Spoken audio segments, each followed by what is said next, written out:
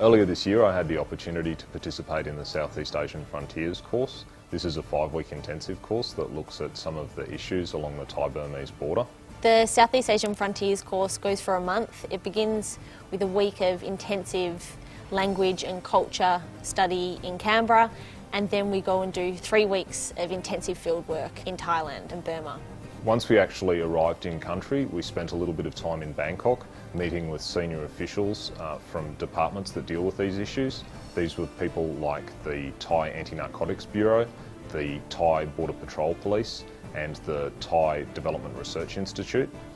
Once we got up into these regions, we went out and actually visited some of the refugee camps, met with Shan, Aka, Lahu refugees who are living in Thailand now, many of whom have fled across the border from Burma.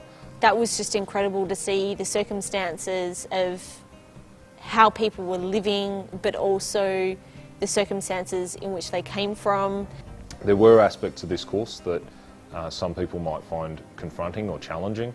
Sitting and listening to someone talk about children who had been smuggled and sold into slave labour to the fishing boats down in the south of Thailand was certainly a confronting thing for many of us. We also engaged in a lot of cultural activities such as making mud bricks, we went to a Sky Rocket Festival and also learnt some pretty amazing ethnic dance moves.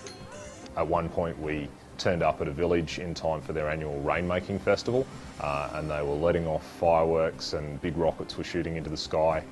They were also doing an activity called sea boxing or pole boxing, and a couple of us decided to get up and have a go at that. Basically we had to get out on a thin bamboo pole that was stretched across a pool of muddy water and have boxing gloves on and try and knock the other guy off the pole. That was a lot of fun, and I think the locals enjoyed the chance to throw a few of us farang into the water and get us all muddy. So activities like that were great to get up close and personal with some of the locals and engage in their cultural activities.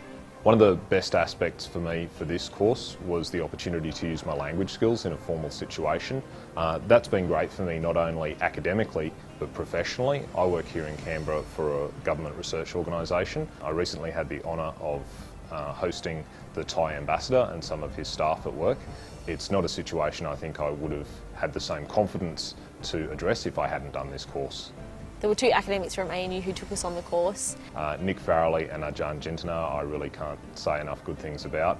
Ajahn was there for us right through the whole course. She was a linguistic and a cultural interpreter for us.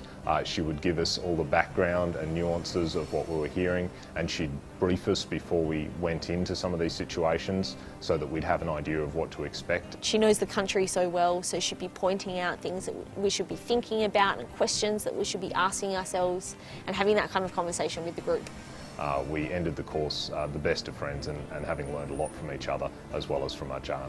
For me, one of the highlights of the course was writing our essays while we were riding a longboat through the paddy fields in northern Thailand. Coming to ANU, being able to do these kinds of in-country courses has just been a brilliant experience, and it's great to take the knowledge and the theoretical background that I get in my classroom learning and apply that in a real-world situation in the country that I've been learning about.